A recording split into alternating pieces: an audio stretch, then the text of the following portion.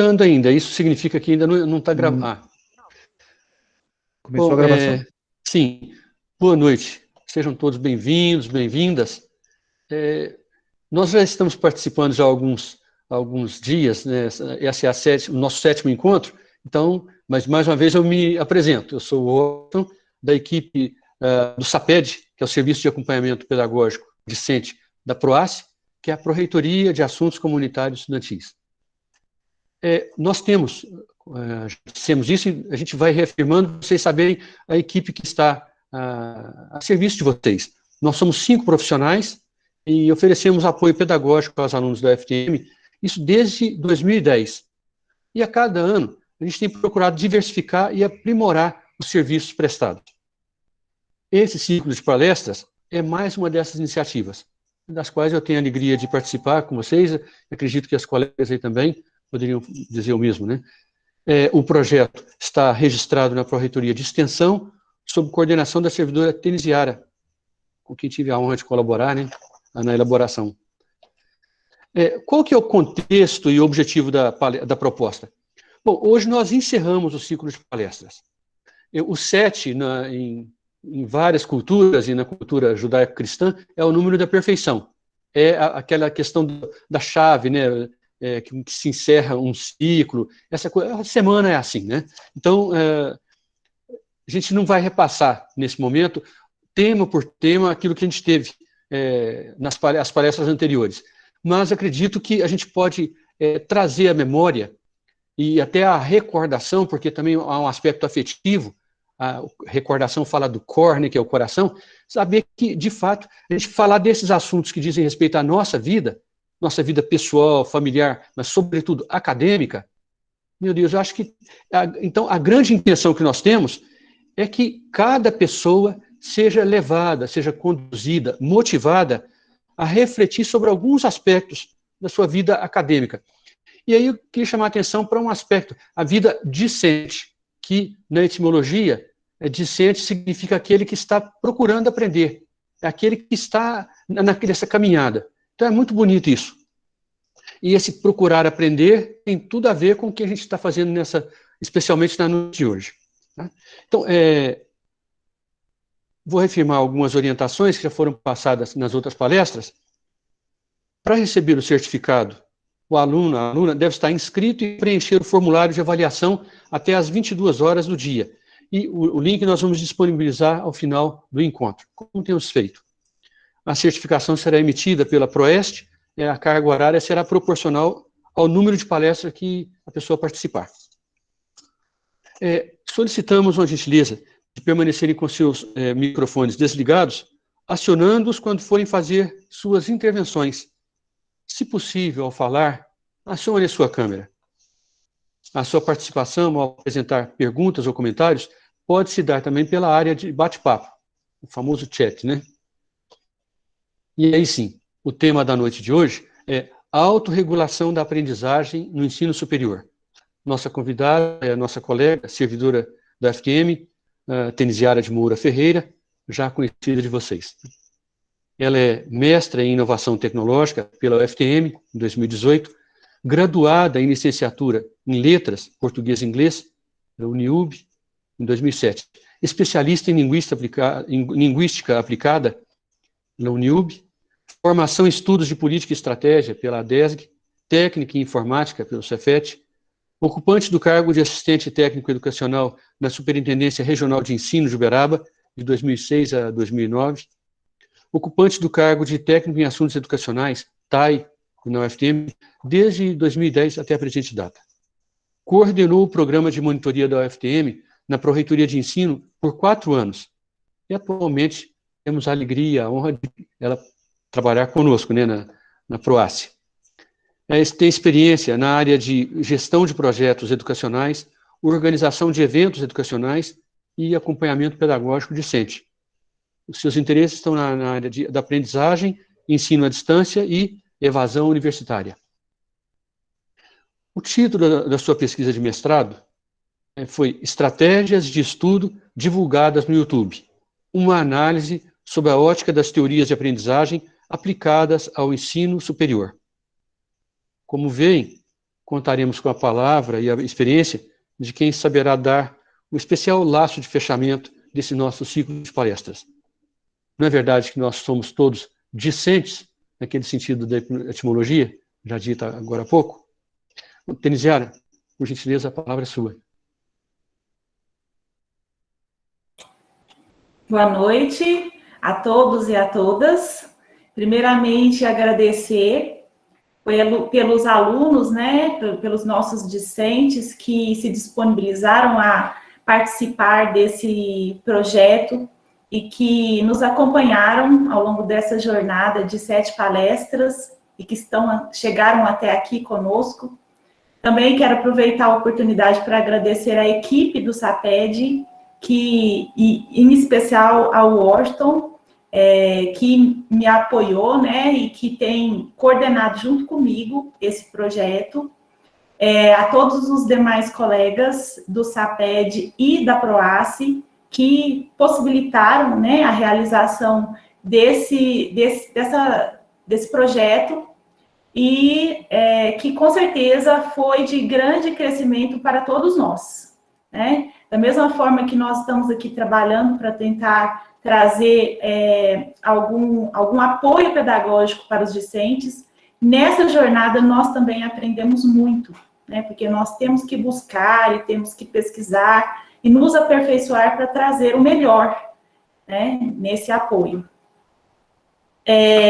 Com relação à honra, Washington, a honra é minha de ter integrado esse grupo, né? E nesses últimos 5 anos, 5, 6, quase 6 anos que estou nessa equipe, aprendi muito, né? Com certeza foi um grande desenvolvimento profissional, pessoal, de formação, né? Para mim também, porque foi a partir desse grupo que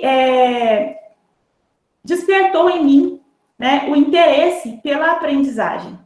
A aprendizagem sempre foi um tema na minha vida, porque desde que eu me prontifiquei a ser uma concurseira, né, porque a gente falava antigamente concurseira de plantão porque a gente vivia esperando um edital para começar a estudar para um concurso, né, que é a estratégia mais ineficiente que se pode definir, porque você não deve esperar o edital sair para começar a estudar, né? E essa já era uma estratégia errada que eu fiz durante muito tempo, inadequada, que fez com que eu aprendesse pelos próprios tombos, né? Pelos próprios tombos, que seria a mesma coisa de um discente hoje que deixa para estudar na véspera das avaliações. Então, a aprendizagem foi tema da minha vida e é tema da minha vida até hoje, né? Porque a gente forma, a gente adquire títulos, mas a gente não deixa de ser estudante, a gente continua sempre buscando mais, buscando aprender, né? E, de uma forma mais profissional, esse tema, ele veio ao encontro, né, da minha vida, foi justamente no SAPED, no Serviço de Acompanhamento Pedagógico Discente, da PROACE, onde nós, atuando junto com os alunos, começamos a ver algumas lacunas, algumas dificuldades que os discentes trazem do ensino fundamental e médio e que muitas vezes precisam ser sanados ou na tentativa de buscar vamos falar, alguns remendos, uma tentativa de ajudar esse aluno quando chega no ensino superior, para que ele possa superar essas dificuldades, né? Então, daí surgiu o questionamento, as perguntas que me vieram para minha pesquisa de mestrado, e desde 2016 eu tenho estudado sobre estratégias de estudo, aprendizagem, como o ser humano aprende, porque alguns estudam e conseguem aprender efetivamente e outros nem tanto, né? Esse sempre foi a minha maior indagação. E por que em alguns conteúdos eu consigo, em outros não, né? Então, a partir disso a gente vem questionando, estudando, pesquisando.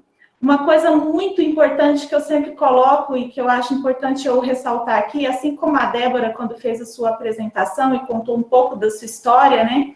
Eu acho que isso é importante colocar, que eu tive oportunidades de buscar um mestrado mais cedo na minha carreira, mas eu não busquei porque eu ainda não tinha identificado qual era o meu propósito e o que eu realmente queria para minha vida em matéria de estudo contínuo, né? O que eu queria estudar para o resto da minha vida e me aperfeiçoar. Então, foi só a partir deste trabalho que eu consegui identificar um tema, né, que eu quisesse me aperfeiçoar, porque eu não queria apenas um mestrado para um título. O título é muito importante, mas é muito importante que esse título faça sentido na nossa vida, né? Então, por conta disso, eu levei um pouco de tempo para descobrir o que realmente me movia, o que realmente eu gostaria de me dedicar.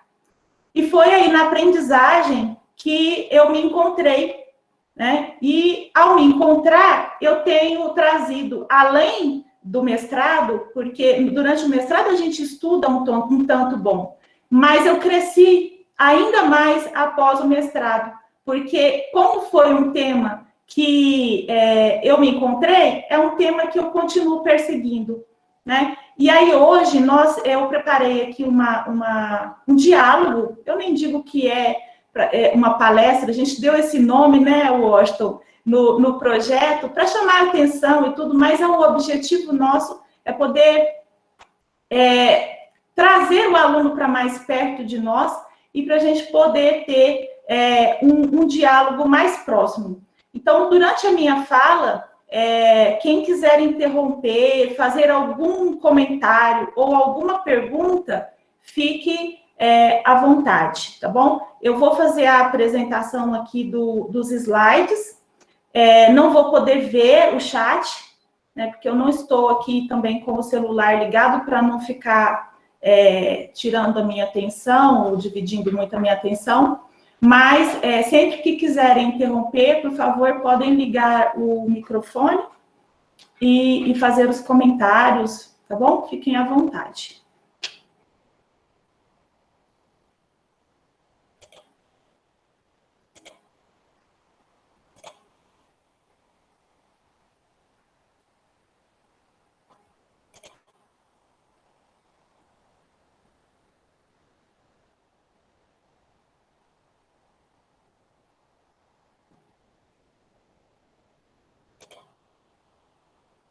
Já conseguem ver?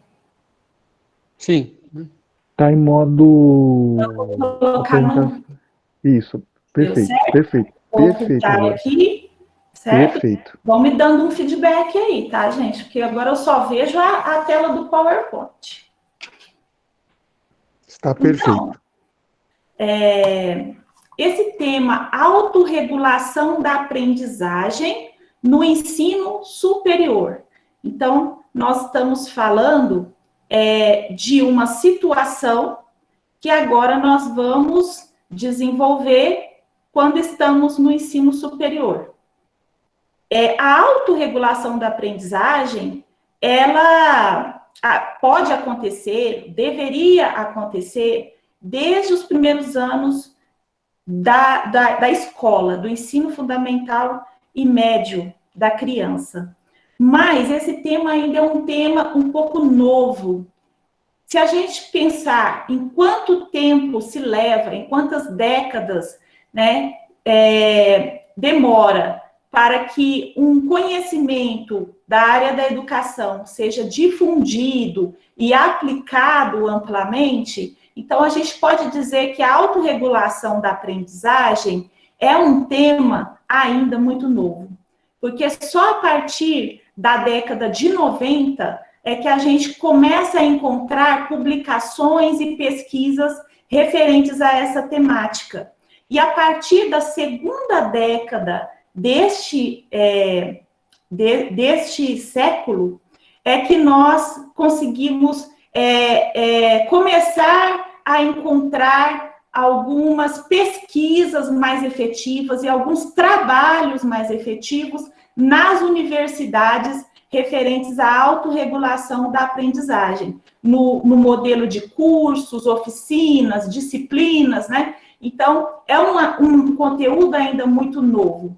E nos estudos que eu venho desenvolvendo, em algumas leituras, a gente vê ou que o autor ainda não está muito claro sobre o que ele está ali desenvolvendo, ou ainda ele não tem certas respostas, né? Então, a gente pega um pouco aqui, um pouco ali, e acaba tentando construir a nossa compreensão.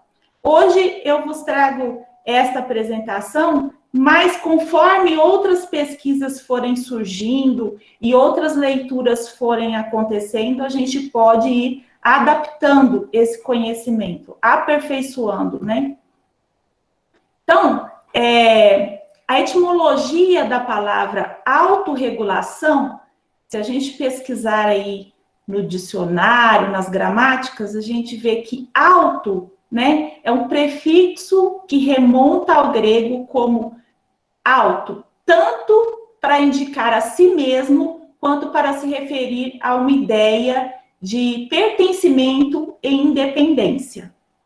Então, a gente vê várias situações, né? Autoajuda, autorregulação, autoanálise e aí por diante, né? Que é o que acontece em si mesmo.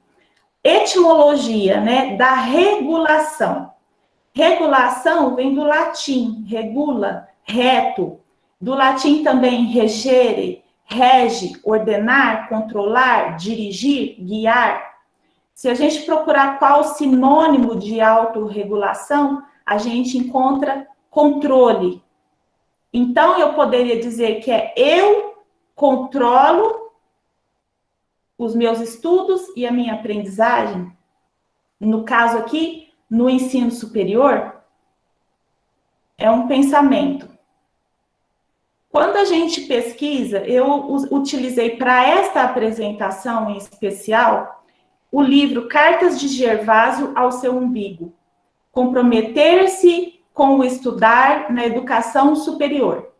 Esse foi o livro paralelo a uma tese de doutorado também que eu estudei. Esse foi o livro que trouxe esse conhecimento de uma forma mais organizada para mim. Por isso, todas as citações que estão dentro desses quadros azuis são referentes, são provenientes deste livro, né, na minha apresentação. Então, neste livro, o melhor, em vários momentos, vai aparecendo definições de autorregulação de aprendizagem, mas a que eu achei mais completa, né, e a mais explicativa foi essa, que a autorregulação da aprendizagem é a capacidade de monitorar e controlar nossos próprios comportamentos, emoções ou pensamentos, alterando-os de acordo com as exigências da situação.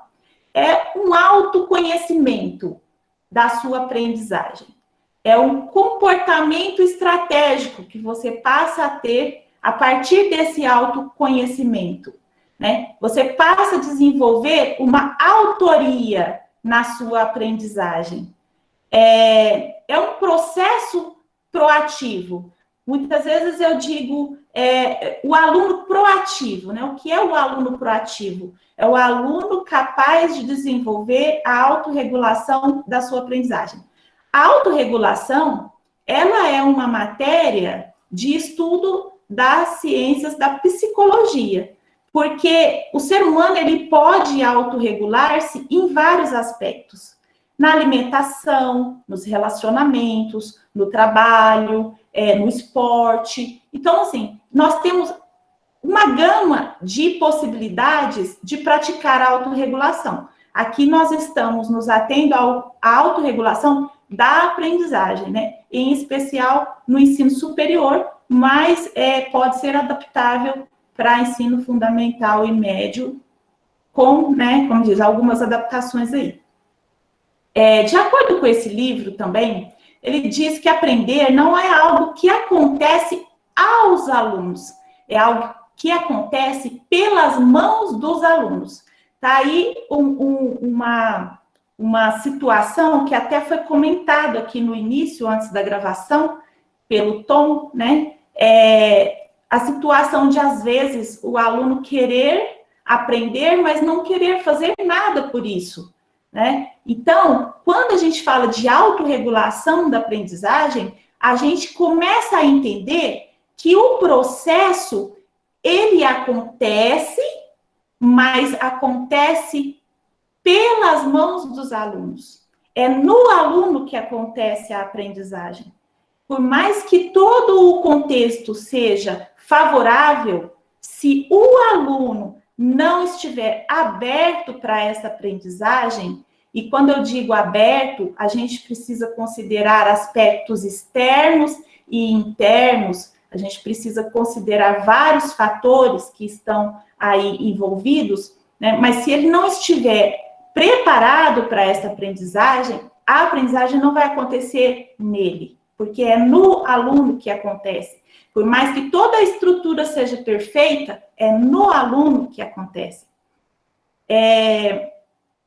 Agora, tem também uma outra situação, é que a autorregulação da aprendizagem, ela é desenvolvida nesses alunos, né? Ninguém nasce com essa capacidade. Ou ela se desenvolve ao longo da vida de uma forma muito empírica, ou ela vai se desenvolver por meio do apoio de alguém. Aí, quando a gente fala em autorregulação da aprendizagem, a gente falou tanto em auto, em si mesmo, né? Tudo. A gente fala, autorregulação é um processo solitário. Você não precisa mais de ninguém, então, para aprender? É isso que eu estou falando? Não. Não é isso que nós estamos falando. Na verdade, existe aí uma confusão, talvez muito grande, quando a gente fala em autorregulação, as pessoas confundirem com autodidatismo. Quando a gente pesquisa no dicionário o significado de autodidata, lá a gente encontra que ou quem se instrui por esforço próprio, sem a ajuda de mestre. E aqui a gente não está falando de maneira alguma que a autorregulação acontece sem a ajuda dos mestres ou dos professores, coordenadores de curso, de maneira nenhuma. Pelo contrário, a autorregulação da aprendizagem, ela acontece com o apoio de professores, coordenadores de curso, equipe pedagógica, que é isso que nós estamos fazendo aqui, profissionais específicos, porque quando o aluno identifica, por exemplo, que está com uma depressão, uma ansiedade, ou que ele pode sofrer de algum tipo de transtorno que afeta a sua aprendizagem, ele vai precisar de profissionais específicos que vão o apoiar. Então, aqui nós estamos falando que a autorregulação, ela acontece no aluno, mas com o apoio de vários pares, né? Não é solidão, não é isolamento. Pelo contrário, é identificar onde estão os seus pontos fracos, suas fragilidades e saber buscar ajuda no lugar certo. Então, é disso que nós estamos falando. E a educação superior, se durante todos os anos de ensino fundamental e médio não foi suficiente para que esse aluno desenvolva essa capacidade de autoconhecimento, o ensino superior é um ambiente favorável para que isso aconteça.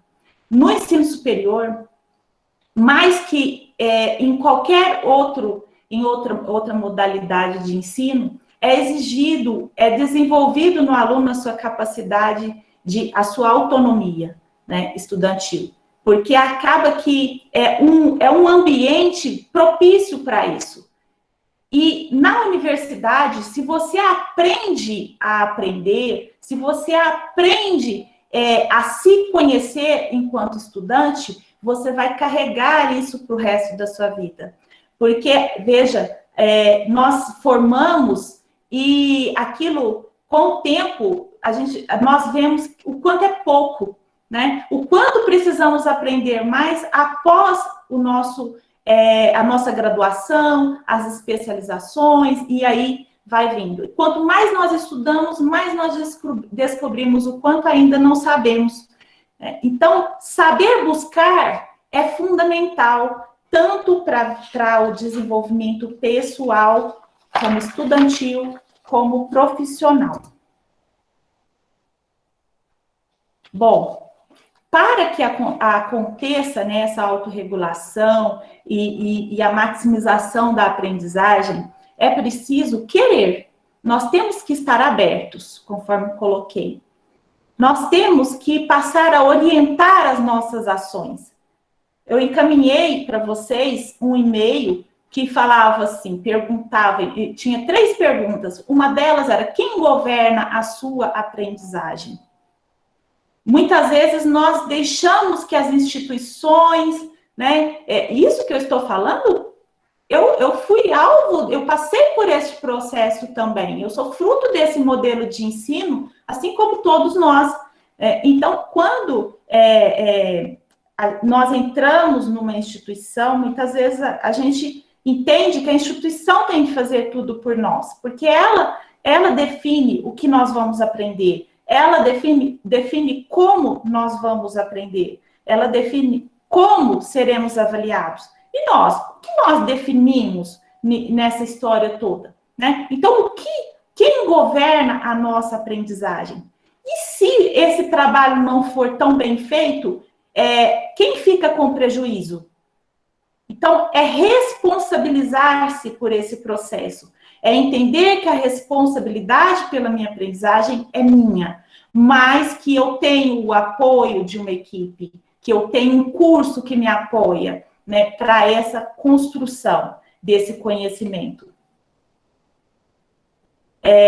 Cada vez mais, o maior desafio, um dos maiores desafios que o ensino tem hoje é essa conscientização do aluno sobre a sua participação na sua aprendizagem, no seu processo, né? Então, aquele modelo de ensino que entendia que o aluno era como um balde vazio, que você deposita ali dentro, derrama ali dentro os conhecimentos, esse modelo ele está cada vez mais sendo substituído por um modelo, aquele modelo de respostas prontas, de aluno passivo, né, de aluno que não questiona, ele está sendo cada vez mais sendo substituído por um modelo de ensino baseado no aluno que questiona, que pesquisa, né, que participa dessa construção, que a gente fala de aprendizagem ativa, metodologias ativas de aprendizagem.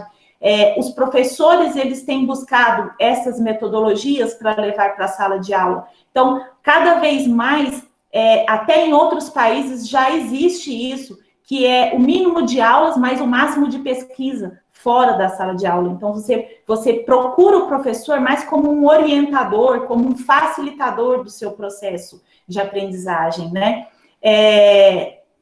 Cada vez mais exige o seu esforço pessoal na sua construção de aprendizagem.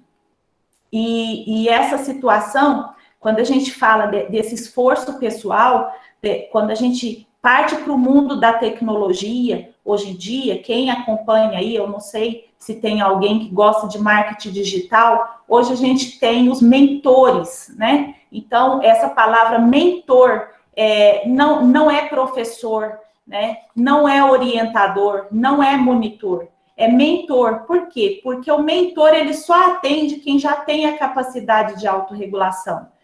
Geralmente é alguém que está, um profissional que ele já está atuando, ele tem alguns problemas no negócio dele e ele precisa de alguém apenas para ajudar ele em alguns pontos específicos. Então, ele busca alguém que já está mais avançado, que já tem um conhecimento maior naquela área, e ele vai nos pontos específicos, olha, isso eu já sei, e eu estou com problema neste ponto. E aí, aquele mentor ajuda esse profissional nesse ponto específico. Então, é uma inovação, quando a gente fala em matéria de aprendizagem, essa figura de mentor. Porque ele não vai pegar todo o conteúdo e te explicar. Ele não vai te pegar pela mãozinha do zero. Ele vai partir de onde você sabe e atacar somente nas suas dificuldades.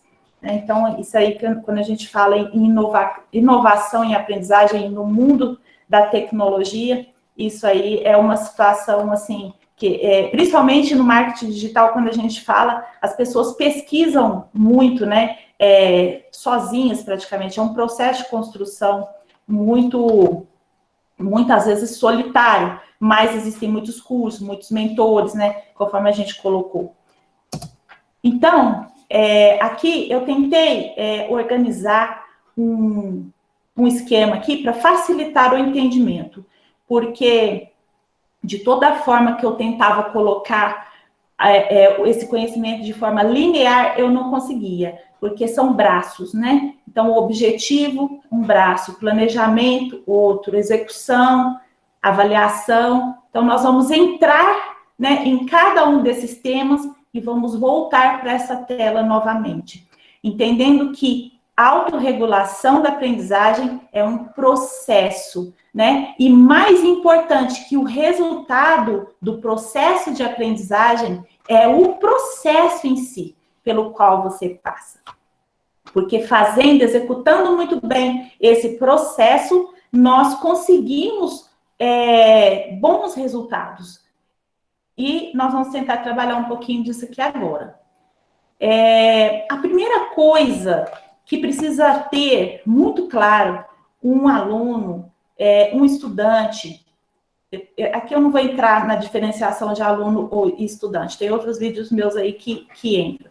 Mas, enfim, um estudante que quer desenvolver a autorregulação da aprendizagem, a primeira coisa que ele precisa ter muito claro para ele é o objetivo desta aprendizagem.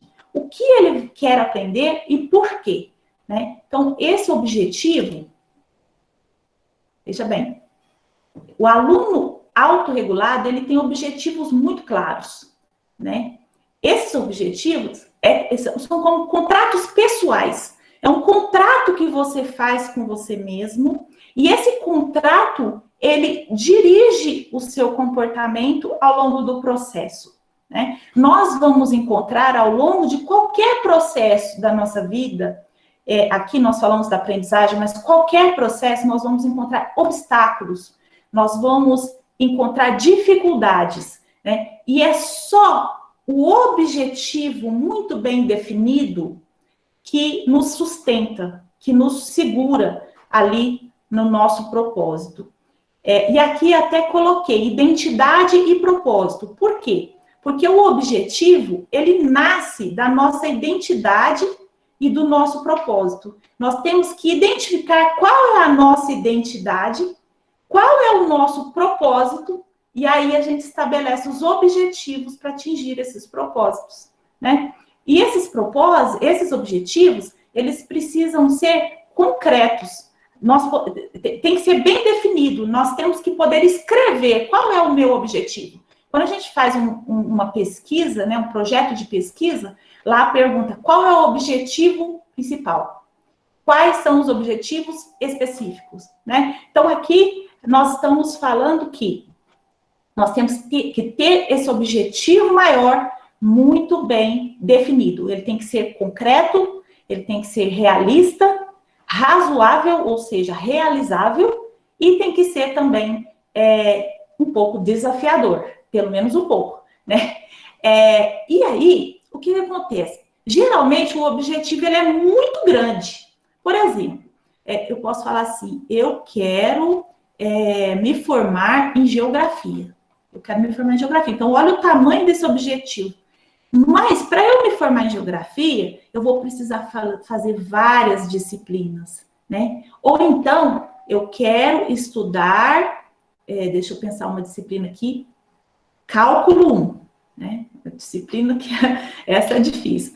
Eu quero estudar cálculo 1, tá? Agora, quais os conteúdos que tem dentro dessa disciplina de cálculo 1? Então, eu vou particionar o meu objetivo grande, né? Então, eu pego aquele objetivo grande, particiono em pequenos objetivos, para depois eu partir para o planejamento de cada um desses objetivos. Isso serve para tudo, né? Todo objetivo grande, a gente pega e particiona ele, para ficar mais fácil de realizar.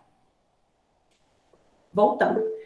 A partir da definição desse grande objetivo, do particionamento desse objetivo grande em pequenos objetivos ou específicos objetivos, a gente parte para o planejamento, né? O planejamento, ele tem que ser orientado por esse objetivo, né? Que eu vou planejar o quê? Vou planejar alguma coisa que me ajude a alcançar o objetivo que eu estabeleci. Para isso, nós procuramos buscar, nos conhecer para saber quais são os pontos fortes e os pontos fracos que temos para atingir esse objetivo, né? Por exemplo, eu quero fazer a disciplina de cálculo 1, conforme eu coloquei. O que eu já sei de matemática que vai facilitar para mim estudar essa disciplina? E o que eu ainda não sei? Então, para eu fazer isso, eu preciso pegar lá a ementa da disciplina, dar uma olhada e ver ali, fazer uma análise para saber o que eu já sei e o que eu ainda não sei, o que eu tenho dificuldade. Baixo nível de dificuldade, médio nível de dificuldade, alto nível de dificuldade. Então, eu vou colocar isso tudo no papel, porque o que eu tenho mais facilidade vai me ajudar, e o que eu tenho mais dificuldade eu vou ter que desempenhar mais tempo, despender mais dedicação, buscar mais ajuda para poder vencer os meus pontos fracos, né? O planejamento, ele precisa ser realista, realizável também, da mesma forma, nada muito mirabolante, algo que você avalia a sua conjuntura, a sua situação, para poder, né, colocar em prática. Nesse planejamento, você vai definir ações estratégicas, né? Quais ações aqui na nossa área do estudo, né? A gestão do tempo. Então, como eu vou gerir o meu tempo? Olha, para cada caixinha dessa aqui, dá uma palestra, para vocês terem uma noção. Para cada caixinha dessa aqui, a gente pode fazer uma oficina. Então, a gestão do tempo, como gerir o tempo, quais ferramentas de aprendizagem, quais ferramentas de gestão do tempo nós podemos utilizar, né? Ferramentas materiais, ferramentas tecnológicas para nos organizarmos nessa questão. Quais materiais serão utilizados para estudar esse conteúdo? Então, nós podemos utilizar artigos científicos, livros, vídeos, documentários, videoaulas. Então, assim, quais materiais nós vamos definir aqui no planejamento? Então, para a disciplina de cálculo 1, eu vou organizar meu tempo de tal maneira, eu vou usar tais materiais, né? Quais estratégias de estudo eu vou utilizar? Aqui, só estratégias de estudo dá um leque de possibilidades, né? Então, em estratégias de estudo, será que eu estudo matemática da mesma forma que eu estudo história? Será que se eu utilizar a mesma estratégia, funciona? Lógico que não. Então, eu tenho que, da mesma forma que um pedreiro utiliza a ferramenta certa para fazer determinado trabalho, nós, enquanto estudantes, temos que escolher qual é a ferramenta, a estratégia de estudo que nós vamos utilizar para estudar um determinado conteúdo, né? E como nós vamos desenvolver a aplicabilidade desse conteúdo que nós estamos estudando? Como eu vou colocar isso em prática? Eu vou escrever um artigo científico, ou eu vou apresentar esse conteúdo em algum evento, ou eu vou para a prática mesmo, vou tentar fazer alguma coisa que eu não sei, eu vou participar de um projeto de extensão, vamos supor que é da área da engenharia, que vai desenvolver alguma coisa na área de robótica. Então, o que eu estudei, eu vou aplicar. Então, o que eu vou fazer, quais as opções que eu tenho para aplicar? Ou eu vou ensinar esse conteúdo a alguém, eu vou fazer uma videoaula, eu vou colocar no YouTube, explicando isso para alguém, né? Então, qual é a minha aplicabilidade? E o automonitoramento, né? Como eu vou exercer o autocontrole ao longo desse processo para estudar esse conteúdo? E, por fim, como eu vou me autoavaliar? né? Quando a gente fala de avaliação, todo mundo pensa logo só na prova do professor. Não, aqui essa avaliação que eu estou falando é uma avaliação que você faz com você mesmo. Seja tentando responder perguntas sobre o conteúdo, né? Buscando alguma prova anterior daquela disciplina, seja tentando escrever um texto ou tentando explicar esse conteúdo a alguém para ver se você já tem domínio desse conteúdo. Então, é nesse sentido que a gente fala dessa avaliação. Não é a avaliação que vem de fora, é uma avaliação aqui que nós mesmos vamos desenvolver para o autoconhecimento sobre o conteúdo.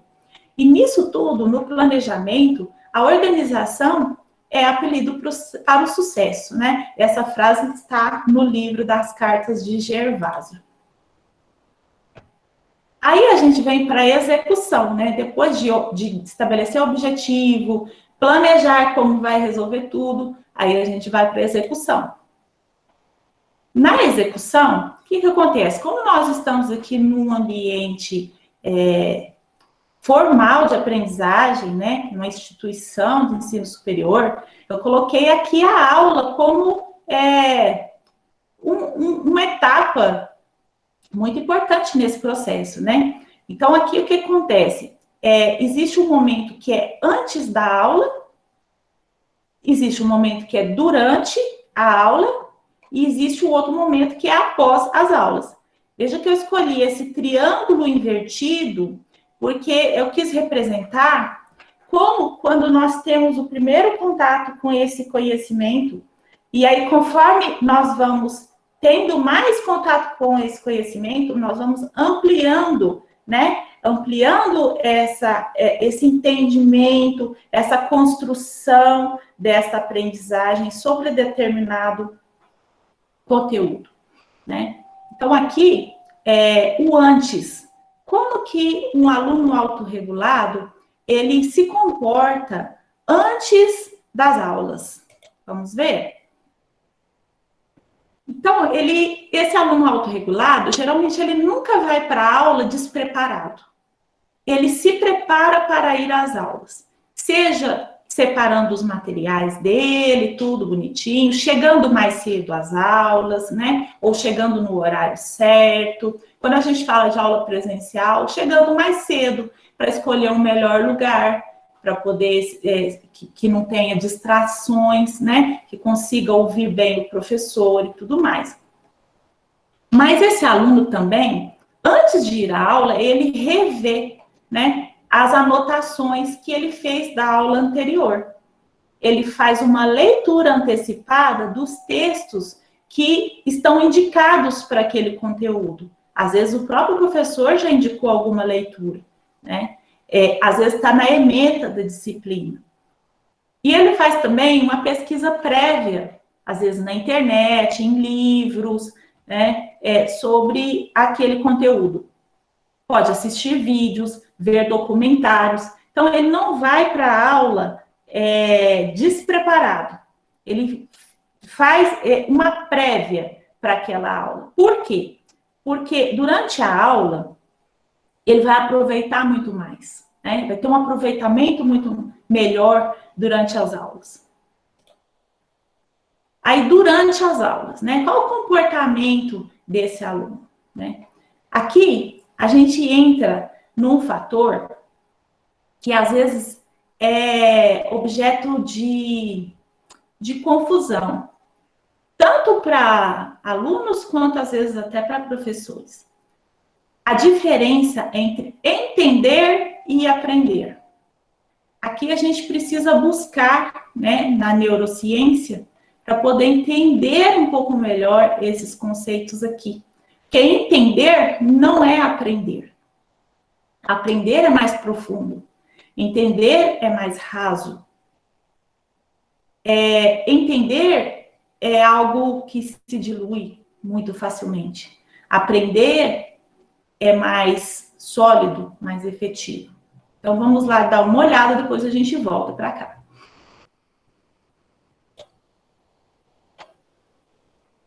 Então, o que acontece? Vamos imaginar que as informações, elas estejam todas numa loja de roupa. Vamos imaginar que as informações são uma loja de roupa, uma grande loja de roupa. Quando você entra nessa loja, vai ter muitas roupas, muitas opções, né? Muitas opções de roupa. E você vai definir, você vai escolher quais dessas roupas você vai querer, pelo menos, experimentar, né? Então, você experimenta e as que você achar por bem, você leva para casa. Você leva para casa e aí o que você faz? Se você comprou uma camiseta, você vai procurar a gaveta de camisetas e vai guardá-la na gaveta junto com as demais camisetas.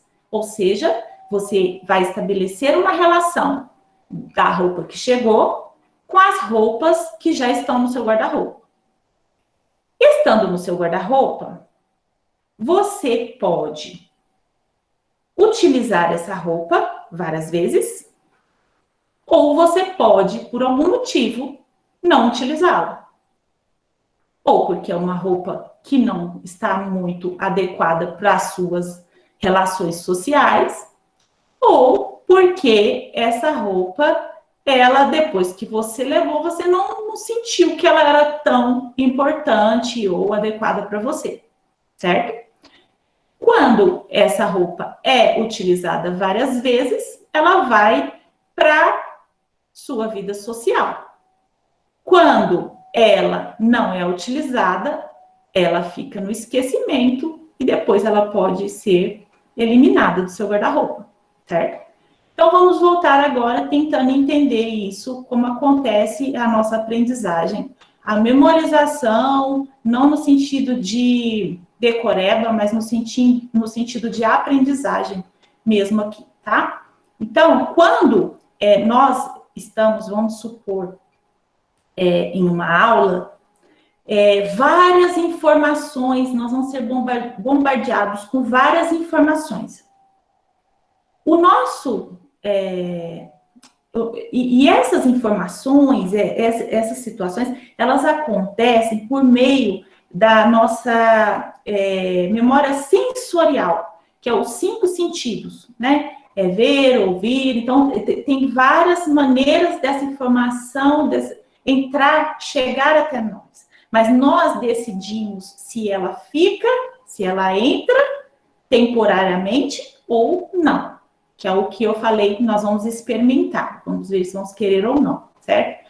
Então, imagina que nós recebemos 100 informações e nós escolhemos 30 para nós levarmos para a nossa memória de curta duração, que é a memória temporária, né? Depois disso, nós vamos consolidar dessas 30, às vezes só 10. Porque só 10 nós realmente compreendemos que é algo que nos interessou efetivamente, que são pontos realmente fundamentais, né? E aí a gente vai consolidando por meio de outras leituras, por outros estudos, vendo documentários, fazendo questões, nós estamos consolidando essas informações, transformando elas em conhecimento, certo? Ok, consegui passar aquela informação lá da frente para minha memória de curta duração, depois eu consolidei fazendo todas as atividades, né, e tudo, e agora ela já se transformou numa aprendizagem para mim. Mas essa aprendizagem eu posso utilizá-la constantemente, e isso vai me transformar, vai transformar o meu comportamento, vai transformar a minha vida, a vida de outras pessoas, né? Ou ele vai ficar lá no esquecimento. Ou seja, eu aprendi, mas com o tempo eu não estou utilizando. Um dia o seu computador desliga, deleta ele aqui. Você, se um dia voltar a estudar isso, terá bem mais facilidade do que se nunca tivesse estudado, mas o domínio mesmo é do que você coloca em prática, né? Por isso, a importância de praticar, de colocar em prática. Então, você exercita para aprender e depois coloca em prática, né? Se você aprender e só ir, como diz, consumindo, né? E nunca traz isso à tona de alguma maneira, como diz a gente, para a prática mesmo, fica no esquecimento, né? Ou não traz nenhuma modificação para a sociedade, certo? Então, voltando. Então, durante as aulas, acontece esse primeiro contato com o conteúdo. Primeiro, talvez, né, que se você já se preparou para a aula, talvez seja o segundo contato, o segundo momento ali, né? E a aula vai te ajudar a entender esse conteúdo. Mas a aprendizagem mesmo, ela só se efetiva com o seu esforço pessoal, com o seu buscar, né? Com o nosso empenho. Então, é essa diferença aqui entre entender e aprender. E às vezes até a gente fala, nossa, mas eu entendi tudo, a aula desse professor foi perfeita. Quando passa uma semana, você vai fazer uma prova daquele conteúdo, não sabe mais nada. Não sabe por quê? Porque só experimentou a roupa, não passou, não levou para casa e não guardou, não relacionou, não estabeleceu conexões com outras informações, aprendizagens que você já construiu anteriormente. Que a gente fala da aprendizagem por associação, nesse caso, né? É uma teoria de aprendizagem, é uma corrente que eu estou apresentando aqui. Então, anotações pontuais. Então, quando o professor ele apresenta, né, aquele conteúdo, ele enfatiza algumas coisas, né? E no enfatizar, mostrar determinadas explicações na lousa, fazer referências muitas vezes até explícitas. Olha, gente, isso aqui é muito importante, né? Então, você disso tudo vai escolher o que você vai fazer de anotações, não é anotar tudo, é anotar o que é mais ali te chamou mais atenção, porque isso vai te ajudar depois, quando você for estudar em casa, estudar sozinho, né? Porque se o professor enfatizou aquilo, é porque certamente ele que já tem um conhecimento maior daquele conteúdo, sabe que aquilo é fundamental, né? E também nas aulas, esse aluno autorregulado, ele procura questionar, elaborar perguntas, né? Conforme o professor vai explicando, ele vai pensando, estabelecendo relações com outros conteúdos que já foram estudados, e ele se questiona e ele também se manifesta questionando ao professor, aí, porque é uma bela oportunidade de tirar dúvidas, né? E após as aulas, né? Após as aulas, o que esse aluno faz? Após as aulas, né? O aluno autorregulado, ele define qual é o tempo suficiente que ele vai precisar para a realização de cada tarefa, seja leitura, a elaboração de resumo, né? Elaboração de uma reflexão a respeito do tema, de autoria própria, a resolução de exercícios. Então, ele define quando e quanto tempo ele vai levar para realizar cada uma dessas tarefas. Ele busca cumprir esse planejamento definido por ele, e aí depois a gente vai falar aqui sobre a procrastinação, né? Ele revisa aquelas anotações que ele fez durante a aula, aprofunda a leitura, ou seja, busca mais materiais para ele ler, procura fazer exercícios sobre aquele conteúdo, tanto os propostos pelo professor, quanto outros que ele encontrar em outros materiais. né? Ou seja, esse aluno extrapola, ele vai além da sala de aula, além dos materiais disponíveis, né? Ele faz relações e ele contrapõe também, né? Então, ele faz conexões entre esse conteúdo e outro que ele já estudou e que é relacionado, ou ele também contrapõe, né, com conteúdos que trazem outras teorias, outra vertente, outra visão, e elabora perguntas. Uma das maiores dificuldades que nós temos é de elaborar perguntas. Pode ver que quando chega, no final das 6 palestras até hoje, né, que nós tivemos, quando chega na hora das perguntas, a maioria tem dificuldade de elaborar perguntas. E essa dificuldade não é do grupo que está aqui. Essa dificuldade é do ser humano, né? Porque nós estamos acostumados naquele modelo que nós somos passivos, né? Nós não somos autores. E naquele modelo de ensino, né, que nós somos passivos, nós somos recebedores de informações. E nós não desenvolvemos essa capacidade de elaborar perguntas, né? Porque só pergunta quem pensa, né? Se a gente não pensar, a gente não consegue elaborar pergunta. A gente precisa pensar sobre o conteúdo para, então, né, buscar questionamentos. E aí, então, buscar as respostas para esses questionamentos, né?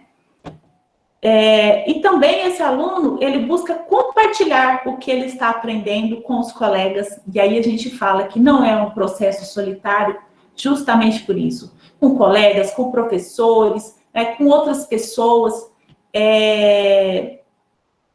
aquela pessoa que aprende, mas não fica para ele só, né? Ele busca outras pessoas para ele socializar aquele conhecimento. E isso já é colocar em prática, de certa forma. Dependendo do conteúdo, já é uma prática, né?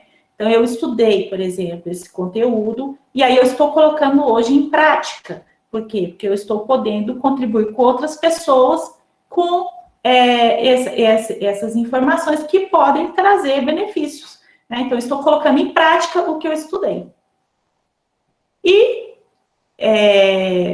quando a gente fala aqui desse após as aulas, geralmente a gente toca, né, nas estratégias de estudo, que podem ser individuais e coletivas, né? Essas estratégias, gente, olha, já tem material, tá, publicado lá no nosso canal do YouTube, porque são várias.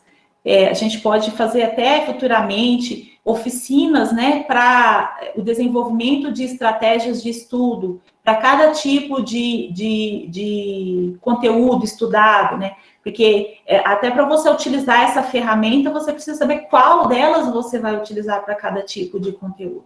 Então, eu deixei aqui em destaque para lembrar que é um braço, né, é um braço que não dá para a gente trabalhar tudo aqui hoje, o tempo é curto. E durante todo esse processo, né, do antes, durante e após as aulas, existe uma situação que você vai ter que desenvolver, que o aluno precisa desenvolver, que é o controle volitivo. Alguém já ouviu falar sobre controle volitivo, né? Então, vamos ver o que é isso? Então, volitivo vem de volição. Volição, no dicionário, é escolher ou decidir. Nós fazemos pequenas escolhas a cada segundo, né? Estou fazendo esta apresentação e a cada segundo eu escolho qual palavra eu vou utilizar no universo de possibilidades. Então, veja que, às vezes, nós nos atemos a grandes escolhas, né? Fico em Uberaba ou mudo para Brasília? Uma grande mudança. Mas a gente não pensa que a cada minuto, a cada instante, nós estamos fazendo pequenas escolhas que vão produzir grandes resultados. Por exemplo, eu posso escolher entre entrar numa rede social ou entrar em um vídeo instrutivo, né? Em um momento que eu esteja descansando. Então, eu posso escolher aprender também no meu lazer? Posso. Eu posso escolher. Ah, eu estou na rede social. O que eu vou escolher? Ver a vida das pessoas ou vou escolher entrar em um grupo que trate sobre uma temática que eu estou estudando? É uma escolha, né? Então, às vezes, a gente não precisa de todo um cenário perfeito para aprender. É isso que a gente vem trazer aqui, né? Sobre essa questão do controle volitivo, o controle, essa capacidade de fazer pequenas escolhas que vão gerar grandes resultados, né? O que é o controle volitivo? É o controle dos distratores, ou seja, das coisas que nos distraem, né? E esses distratores, eles podem ser internos, ou seja, dentro de nós, situações que nos distraem, que estão aqui na nossa mente, ou na nossa saúde física, e distratores externos, né? Ou seja, situações que estão ao nosso redor. Então, distratores internos, por exemplo, ansiedade, preocupação, depressão, nervosismo, medo. Então, são várias situações que acontecem dentro de nós que atrapalham nossa aprendizagem. Distratores externos, barulho, iluminação inadequada, temperatura inadequada, ambiente inadequado, mesa inadequada, assim, matéria de ergonometria, não sei se é isso. Fugiu aqui a palavra, mas a mesa não estar adequada para os seus estudos. Então, várias situações, uma televisão ligada, um rádio ligado, um vizinho barulhento. Então, são várias situações que acontecem fora de nós, né, que podem também nos distrair da nossa aprendizagem. Então, o que é esse controle? O controle, ele acontece quando a gente começa a querer fugir e fala, opa, peraí, por que eu estou tão ansiosa? Então, eu vou procurar entender o que está acontecendo comigo e buscar uma ferramenta para mudar aquilo. Então, mudar os meus pensamentos naquele momento, né? Tirar o foco daquela situação que está me entristecendo, ou estou estudando, está calor, busca ou abrir a janela, né? Mudar de cômodo da casa, ligar um ar-condicionado se tiver, um ventilador. Então o problema é barulho, então vamos para um lugar mais silencioso, né? Porque nós temos sim que estabelecer ambientes para os estudos, né? Lugares adequados, mas tem momento que não está dando, então a gente tem que mudar. Por exemplo, cansei de ficar sentado, não aguento mais, já só 4 horas sentado. Então, tem uma forma que eu posso continuar a minha aprendizagem de outra maneira? Tem, então eu vou relaxar no sofá um pouquinho, vou descansar aí por meia hora, mas vou aproveitar esse tempo para ver um vídeo, né, de um vídeo instrutivo que trata desse assunto. Então, eu vou continuar aprendendo, mesmo mudando a situação ali. Então, são escolhas que a gente faz, né? E o que é a procrastinação? A procrastinação é adiar uma ação que precisa ser feita agora, né? Então, nós vamos arrumando desculpas, né? Não vou estudar agora porque já é quase meio-dia, então, 1 hora eu volto a estudar. Eu não vou estudar hoje não, porque já é sexta-feira, segunda-feira eu começo a estudar. Então, assim, a gente vai criando, jogando para frente, igual a dieta, igual lavar louça, né? Então, nós, seres humanos, temos essa tendência a trocar, né, o prazer que será nos entregue só lá na frente pelo prazer momentâneo. Então, a gente tem que estar muito atento a tudo isso, né? Eu estou trocando estou deixando de fazer alguma coisa que vai me dar um grande prazer lá na frente, pelo prazer de estar deitado, pelo prazer de estar na rede social, pelo prazer de estar à toa, conversando fiado, né? Nos grupos. Assim, não que a pessoa não possa ter esses momentos, claro que sim, mas todo o momento, então a gente precisa estar se automonitorando nesse sentido. E o que é, no caso aqui, até no livro citou, né? O que é procrastinação? É buscar desculpas, né? Desculpas para não fazer o que precisa ser feito, né? E esse não fazer o que precisa ser feito, vem sempre falando que é depois eu faço, depois eu estudo, depois eu, né? E esse depois é o quê? Desculpas esfarrapadas para ocultar incumbência saturante. Então, o que é essa incumbência saturante? Às vezes, o problema está lá no seu objetivo. Você não estabeleceu bem o seu objetivo. Seu objetivo não está relacionado com a sua identidade, com o seu propósito, né? E aí, como você não vê sentido naquilo que você está estudando, você começa a jogar para frente e a evitar aquela situação. Também pode acontecer quando é um conteúdo muito difícil, que nós consideramos muito difícil, porque não existe conteúdo muito difícil, existem conteúdos que a gente ainda não decifrou, né, não aprendeu, mas às vezes um conteúdo que a gente tem mais dificuldade, a gente evita também ele, evita o conteúdo porque nós não queremos, como diz, ficar cara a cara com a nossa incapacidade, né? Aí já entra um pouco para a área da psicologia, porque autorregulação é um objeto de estudo da psicologia, né? Então, só alguém que seja mais aprofundado nesse conteúdo, que seja profissional da área, que pode explicar melhor, mas encontrei explicações assim mais rasas, né? Mais superficiais, que também é uma forma de evitar que você, como diz, vamos supor, vou tentar trazer uma forma mais simples aqui. Então, eu evito estudar esse conteúdo de uma forma inconsciente, porque se eu fizer a prova e eu me sair um pouco mal ou não sair muito bem, eu posso justificar que é porque eu não estudei. Mas se eu tivesse estudado, certamente eu teria tido ótimos resultados. Então, eu estou me enganando. Só que é uma situação inconsciente. A gente vai jogando aquilo para frente, evitando aquele conteúdo, evitando estudar aquilo, acreditando que, assim, né, ou vai dar tudo certo e depois, assim, se não der certo, assim, a culpa não foi minha.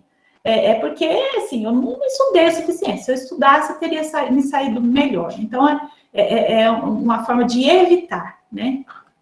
E como que a gente vence a procrastinação, né? Primeiro, definindo prioridades, né? Então, o que acontece? Tem coisas que são importantes, como é que é? São importantes, mas não são urgentes. E tem coisas que são urgentes, mas não são importantes. Então, você tem que priorizar ali naquele momento, de acordo com a sua disponibilidade de tempo, as coisas que são mais importantes. E aquelas que são urgentes, mas não são tão importantes, você tem que encaixá-las ali, né, na sua agenda, mas não dá prioridade a elas. Outra coisa que também faz você vencer a procrastinação é iniciar a atividade, mesmo sem vontade. Por quê? Porque eu penso que estudar é como andar de bicicleta. Então, o mais difícil é a primeira pedalada. Depois que você dá a primeira pedalada, as outras elas vão fluindo de forma mais leve, mais agradável. Porque quando você mergulha naquele conhecimento, vão surgindo inquietações, vão surgindo situações que vão te deixando mais curiosa sobre aquele conteúdo, e tudo vai ficando mais gostoso, mais saboroso, né? E também, outra situação que vence a procrastinação é colocar em prática, é buscar colocar em prática, porque a prática motiva, né? Quando a gente começa a colocar em prática, a gente começa a ficar mais motivado para continuar os nossos estudos, né? E aí no livro também traz, né? O principal inimigo vive escondido dentro de nós. Então, na maioria das vezes, a gente tem que vencer a nós mesmos, todos os dias, a cada minuto, a cada hora, a cada instante, né? E nem sempre a gente quer fazer aquilo que nós devemos fazer. E não é só nos estudos. é em tudo, né? Em tudo na vida. Nem sempre nós estamos dispostos fisicamente, psicologicamente, mas nós temos que buscar vencer esse inimigo que está dentro de nós, porque esse inimigo é o que vai, vencer esse inimigo é o que vai definir entre o seu sucesso na sua aprendizagem ou o seu insucesso, né? Então, como nós queremos aprender, nós buscamos alternativas e estratégias para fugir disso daí. E a primeira estratégia é o autoconhecimento, nesse sentido. É conseguir identificar quando nós estamos errando com a gente mesmo, né? Para poder mudar a rota. Então, a gente já foi tudo aqui. Vamos ver. Certo. Então, a gente acabou de sair da execução. E, por fim, né, nós vamos para a avaliação, né, nesse processo de autorregulação da aprendizagem. Então, a avaliação é um momento de autoconhecimento. Nós não estamos falando aqui da avaliação que o professor aplica, nós estamos falando aqui da avaliação que você faz de todo esse processo que você está passando, né? E do resultado de cada etapa, do resultado da organização para os estudos, do resultado do seu controle de tempo, do resultado da sua seleção de materiais para estudar, né? Então, eu consegui selecionar os materiais, eu consegui estudar o que eu selecionei para estudar. Quando eu vou ler, quando eu faço a leitura, que a gente já teve até palestra relacionada a isso, eu consigo me concentrar. E o que está atrapalhando a minha leitura, o que está atrapalhando a minha escrita, e em cada parte dessa, identificando as suas dificuldades, é buscar ajuda, né? Buscar mentores, né? No caso, quando a gente fala assim, porque quando a gente já sabe onde está a nossa dificuldade, a gente já vai direto ao ponto, né? Seja com o professor, seja com um colega, já buscar ali ou na internet uma resposta plausível para aquela nossa dificuldade. Então, ser um aluno autorregulado é um aluno constantemente preparado para resolver problemas, porque problemas é algo que não vai faltar no nosso processo de aprendizagem. Sempre nós vamos nos deparar com problemas, né? E os problemas, eles podem ser motivadores também. Eles podem ser motivadores, depende de como nós encaramos os problemas. Agora, o que nos sustenta, né, durante os óbices, né, os obstáculos que surgem, é o nosso propósito, né? É o nosso propósito, porque se nós estivermos com o olhar ali só no conteúdo, naquele conteúdo maçante que a gente estuda e não sai do lugar, se o nosso olhar estiver ali, a gente desiste. Então, nós temos que estar com o olhar no nosso propósito. Eu preciso aprender isso, porque eu tenho um propósito maior. E esse propósito é, de repente, atuar em determinada área da minha profissão, né? Como estou fazendo aqui hoje, né? Eu sempre estou fazendo essa relação para vocês entenderem. Então, eu tive dificuldades para fazer tantas leituras e organizar isso tudo dessa maneira, tentar buscar uma forma mais prática para poder explicar, né, para que vocês compreendam. Tive, mas eu poderia desistir. Ou também pude dizer, não, mas eu tenho um propósito maior. O meu propósito é poder ajudar os alunos, né? Tem pessoas que não têm tempo de se dedicar a essas leituras para poder melhorar o seu processo de aprendizagem. Então, eu preciso trazer isso de uma forma mais fácil para que outras pessoas possam se beneficiar ou que eu possa ajudar alguém. Então, tem que ter um propósito, senão não faz sentido, né? E a busca pela maestria. O que é a busca pela maestria? É não se conformar com a mediocridade. Mediocridade no sentido de mediano, de ser mais ou menos, sabe? Sabe aquele assim mesmo tá bom? Não, não está bom. A gente tem que sempre buscar o melhor. Nós temos sempre que buscar a maestria no que fazemos. E nunca nos nivelar pelos que não fazem, né? Tudo que é necessário em busca dessa maestria. E aí, né, quando a gente fala em avaliação, autoavaliação aqui, o livro das cartas de Gervásio nos traz: é importante avaliar e retirar consequências. Encobrir o erro é errar outra vez. Ou seja, quando nós fazemos uma avaliação, agora no caso aqui, me referindo às provas que os professores aplicam. Quando nós passamos por essa avaliação, que nem é uma autoavaliação, né? E nós não nos atemos nem mesmo a verificar o que nós aprendemos, o que nós acertamos, o que nós erramos, por que acertamos, por que erramos. Quando nem isso nós fazemos, né, nós estamos encobrindo esse erro, nós estamos fazendo de conta que essa aprendizagem, como diz, faz de conta que aconteceu, né? Faz de conta que aconteceu, ou sei lá, né? Então, a gente está deixando para lá. Nós não estamos perseguindo a maestria.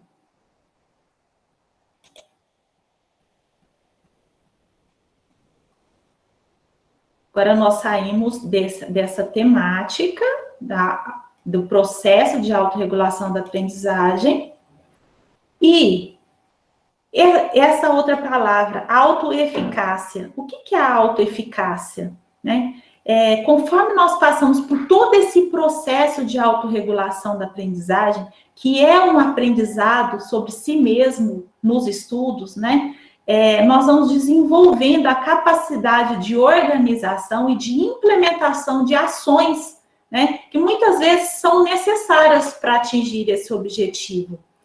E para o desenvolvimento de competências, para realizar alguma determinada tarefa específica. Então, é quando a gente fala assim, bom, eu tenho uma tarefa para fazer, e para realizar essa tarefa eu preciso desenvolver X competência, né? Então, o que eu posso fazer para desenvolver essa competência? Então, é quando eu já tenho essa metacognição, no caso aqui, pensar sobre o pensar, né? Quando eu já tenho desenvolvido essa capacidade de me conhecer e saber exatamente o que eu preciso buscar para poder vencer mais uma tarefa. E por fim, né, eu trago aqui: podemos olhar para tudo que nos acontece com lentes de desafio ou de ameaça. Como resultado, o que finalmente fazemos na vida depende bastante do olhar escolhido. Então, a gente pode escolher entre ver as dificuldades como um desafio ou como uma ameaça. Quando a gente vê como um desafio, a gente parte para cima. E quando a gente vê como ameaça, nós ficamos paralisados e não buscamos melhorar, avançar e vencer aquele obstáculo. Então, as maiores leituras que eu fiz, né, dentre outras, mas as mais importantes para trazer esses conhecimentos para vocês, foram estas. Muita gratidão. Obrigada.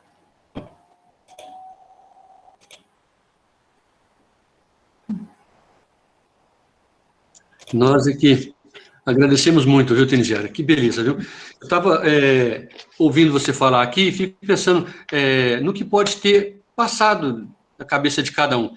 O Hermes, não sei se você gostaria de ler, Hermes, o seu pensamento, a sua opinião.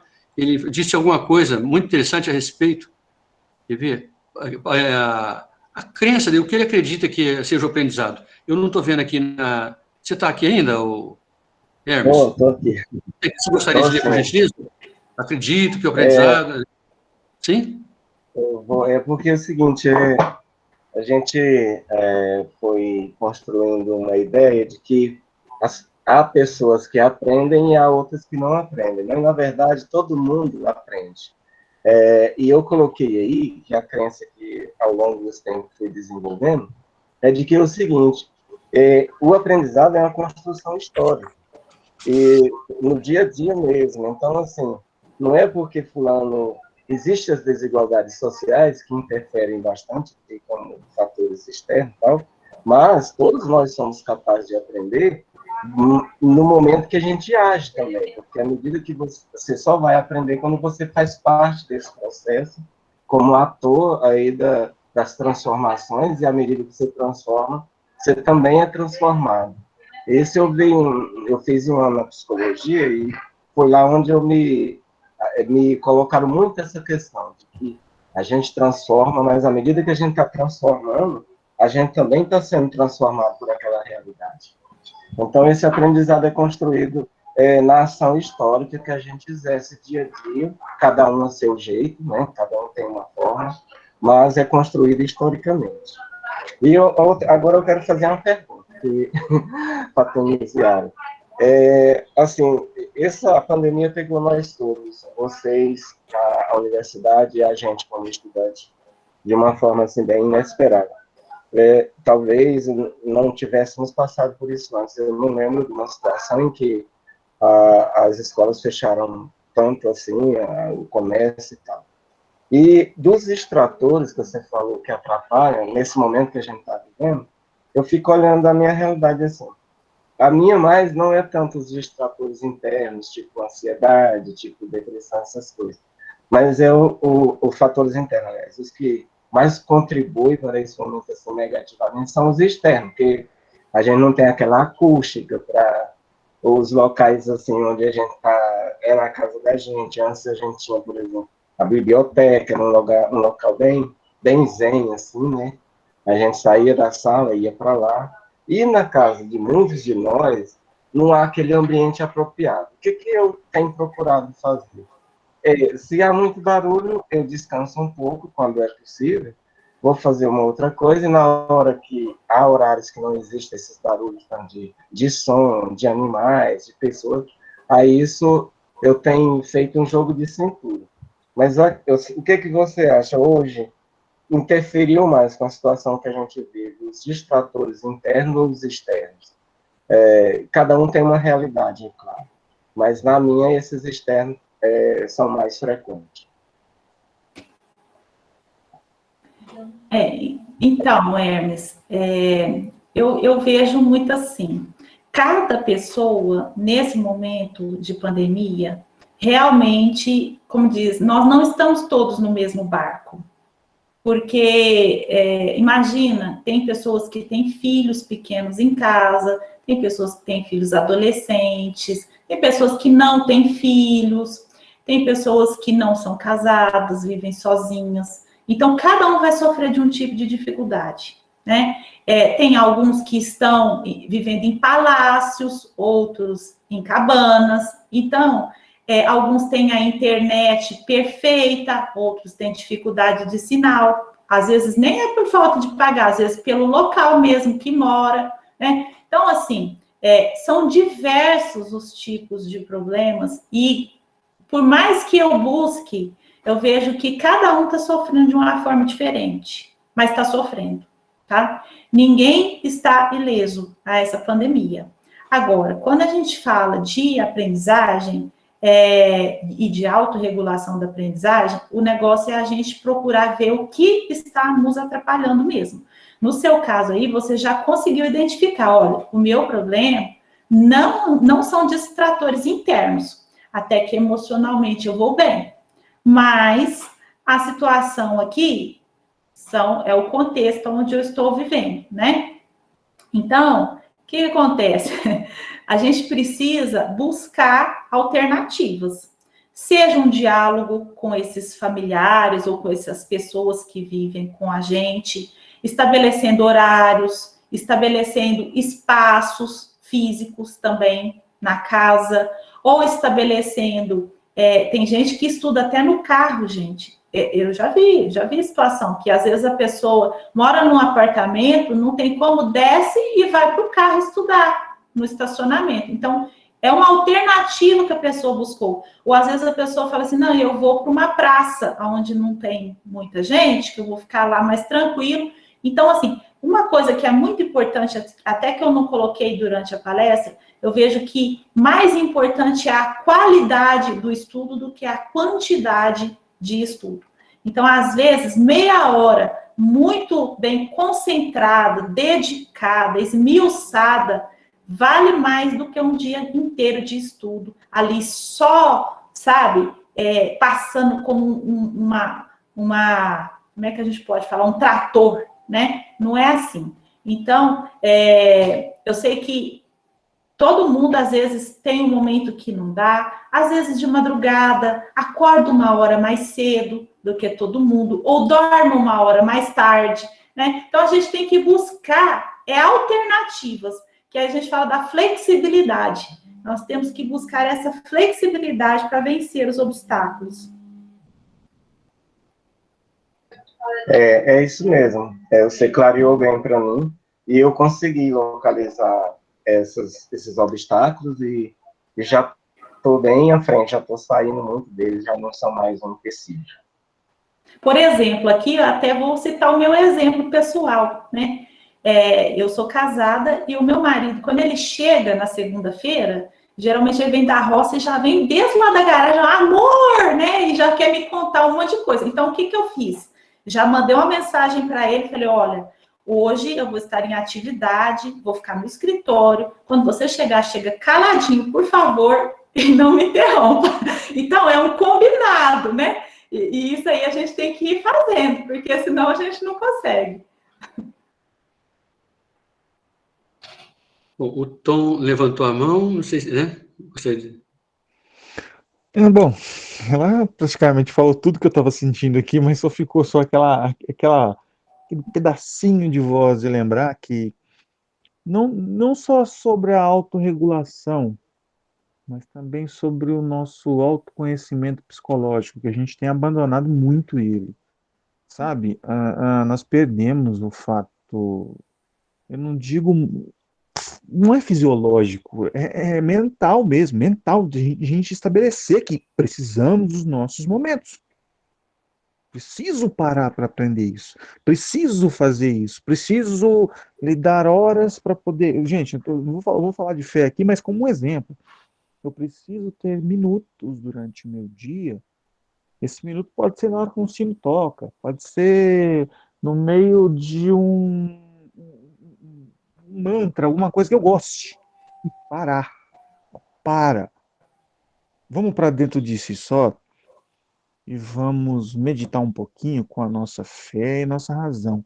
E esses momentos que trazem para a gente, eu falo isso porque acabou de tocar aqui, faz pouco tempo atrás, tem o sino da abadia.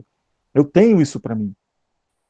Quando ele toca, eu falo, opa, peraí, no devocional, eu sou católico, então vai lá, no meu devocional eu preciso parar, preciso fazer minha oração, eu preciso me acalmar.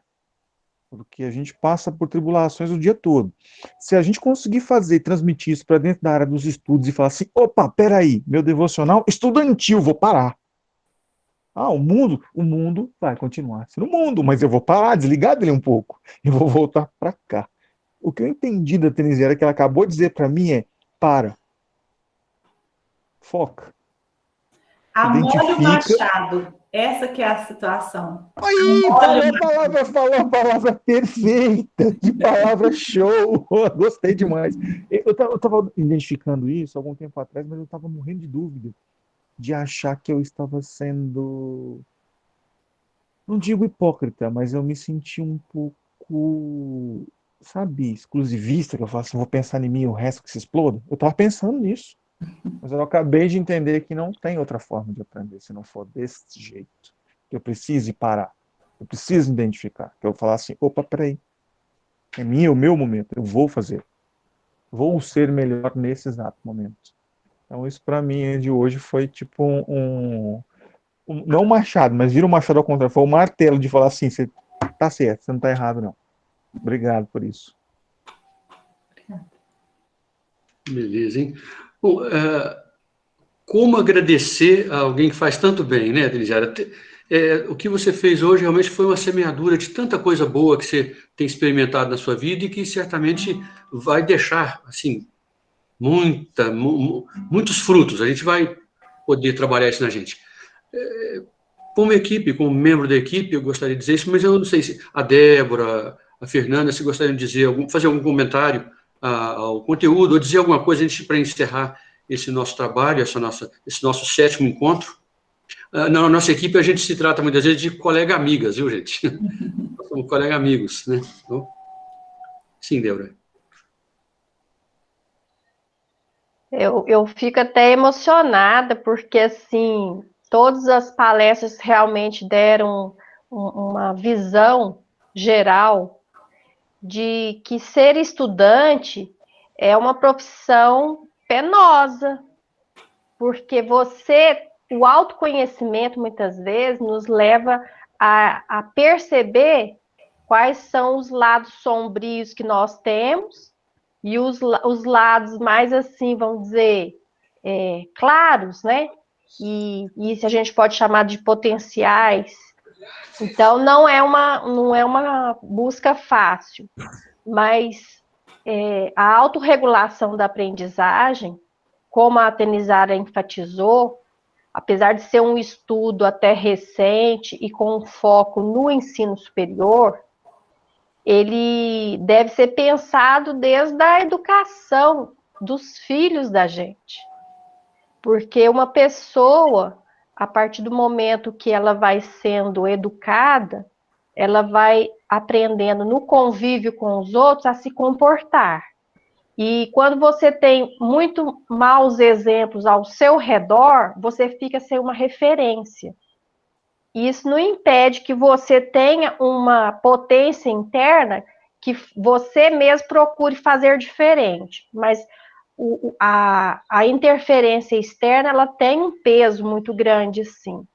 Então, se desde pequeno nós nos habituamos a educar os nossos filhos ou a nos comportar com aquelas pessoas que estão próximas da gente, de forma a torná-las mais independentes, nós estaremos contribuindo para que essa autorregulação aconteça de um modo natural na nossa vida. Como a Tenizara falou, em vários campos, nós estamos focando aqui da aprendizagem.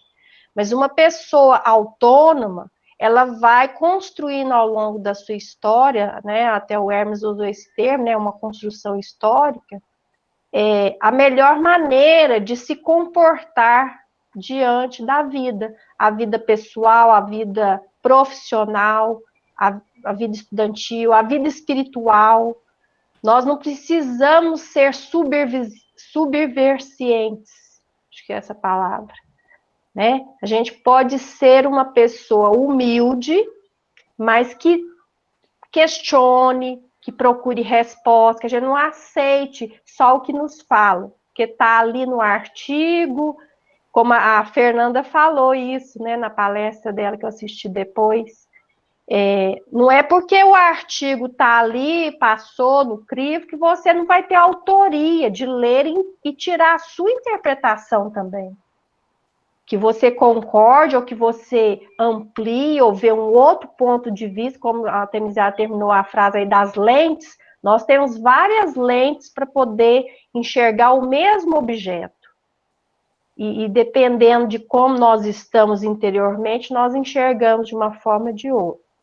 Acho muito importante esse tema para os estudantes, porque nós temos ainda alunos que não têm esse perfil de autonomia para os estudos e fica muito dependente do que os docentes passam em sala de aula, e a sala de aula é o lugar, vamos dizer assim, se você já se prepara antes, a sala de aula é só um momento de confronto de ideias, de troca de saberes, de aprofundamento.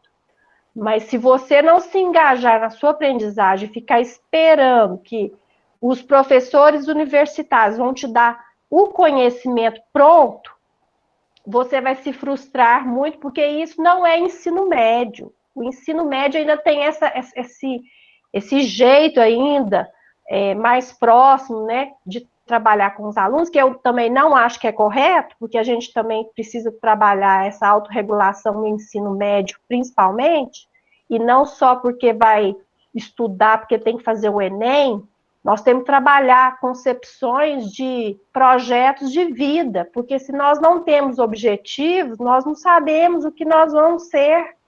E isso aí dá uma repercussão muito grande. Então, às vezes, a gente encontra muitos estudantes universitários ainda com aquele perfil do estudante do ensino médio, e os professores, assim, também não fazem, às vezes, essa passagem, né, dando as orientações, chamando atenção para qual que é a postura que o estudante tem que começar a desenvolver, porque eu acho bonito quando a gente encontra com os ingressantes, os olhinhos tudo assustados, quando a gente estava no modo presencial, né, que os olhinhos assustados, sem saber onde que fica cada lugar, quem que é o professor, quem que não é, onde vai ficar, morar, fica perto de onde, e depois, com o passar do semestre, até o olhar e a postura do estudante modifica, o estudante modifica, então você vai vendo que vai sendo transformado, então é um processo muito bonito, e eu quero dizer que, apesar das dificuldades da pandemia, com esse ensino remoto, que não é o ideal,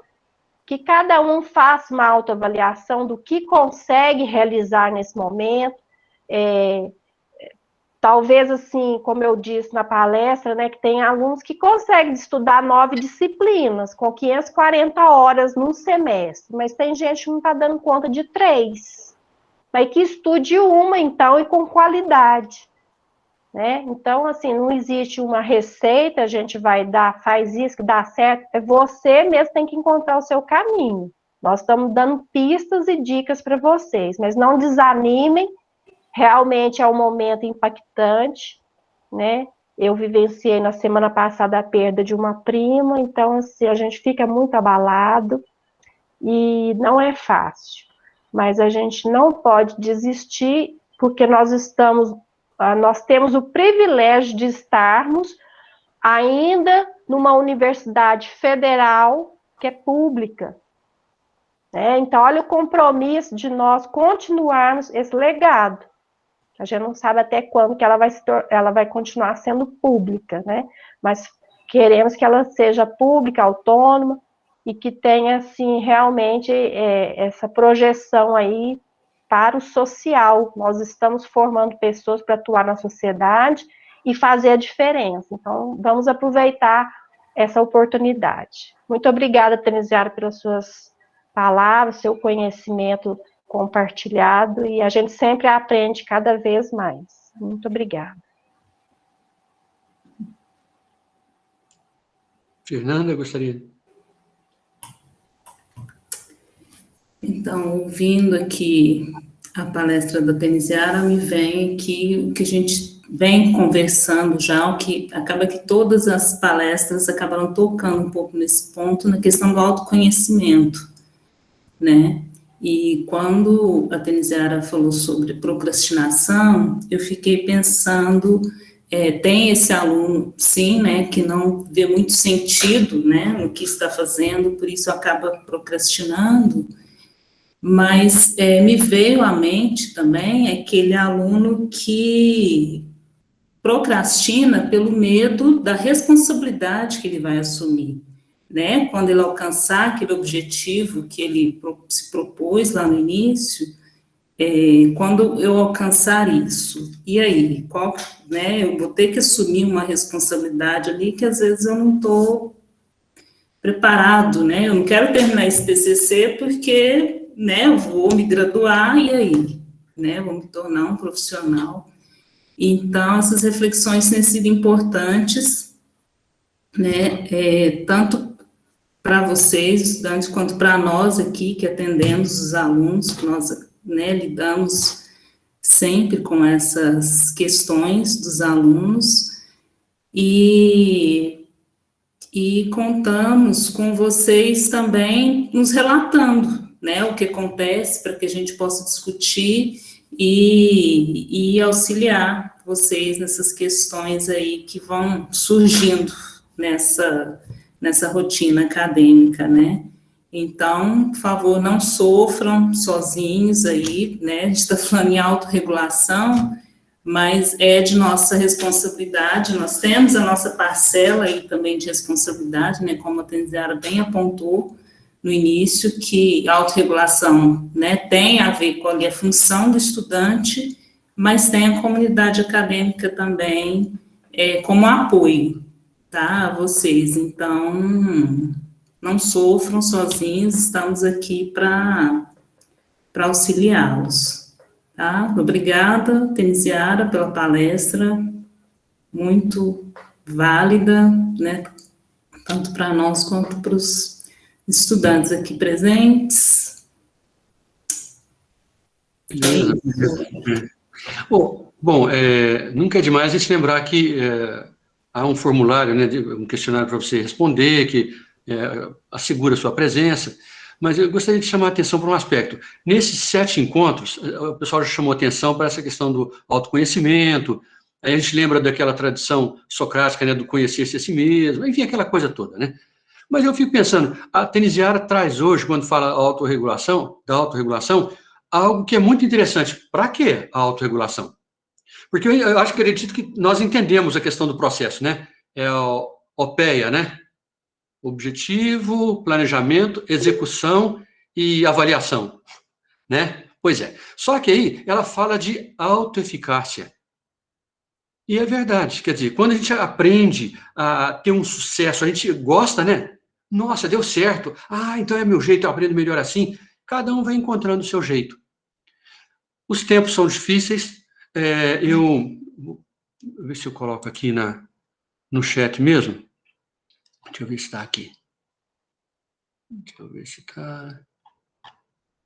Deixa eu ver se eu consigo achar aqui. Pronto. Essa música é uma música antiga, não sei se conhece a música Companheiro. O autor não me lembro agora, ela foi gravada pela Maria Eugênia. É um canto que eu gosto muito, porque tem a ver conosco, né, com a vida da gente. Vai, amigo, não há perigo que hoje possa assustar. Não se iluda, que nada muda se você não mudar. Só mais uma vez, vai, amigo, não há perigo que hoje possa assustar. Não se iluda, que nada muda se você não mudar. Põe alguma coisa na sacola, não esqueça a viola, mas esqueça o que puder. E cante que é bom viver.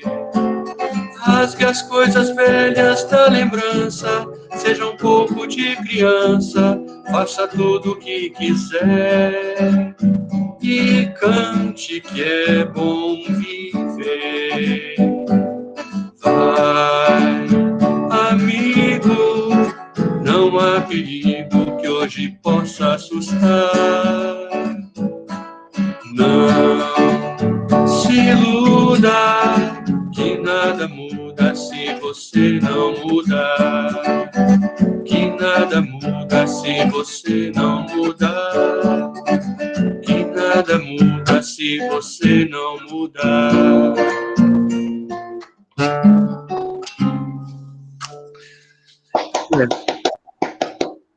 Muito bom. Forte em vocês, tá? Agora é o seguinte, eu até preparei uma coisa para dizer o seguinte, assim, ó. Nosso próximo encontro ainda não tem data marcada, mas, como já sabem, seja por nossa iniciativa ou de acordo com a vontade, solicitação ou sugestão de vocês, serão sempre bem-vindos, sempre bem-vindas.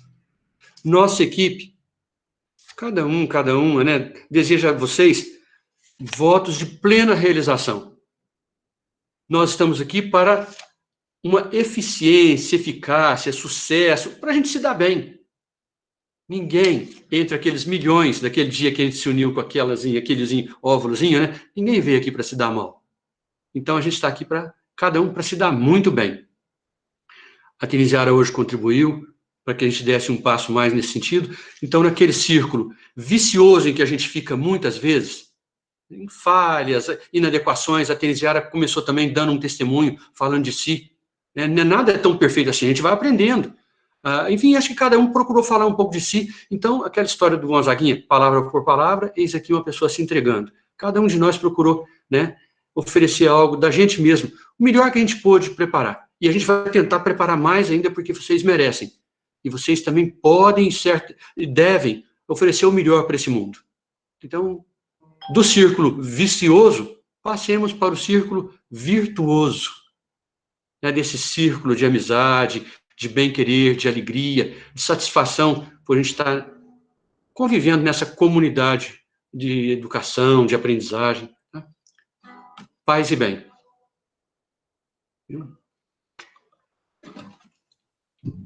Muito bom. Boa muito noite para obrigado. todos e todas. Boa noite. Obrigada a todos. Até a próxima, né? Muito bom. Até os próximos encontros. Né? Um abração, um abração. Eu não Um prazer. eu vou ficar calado que meu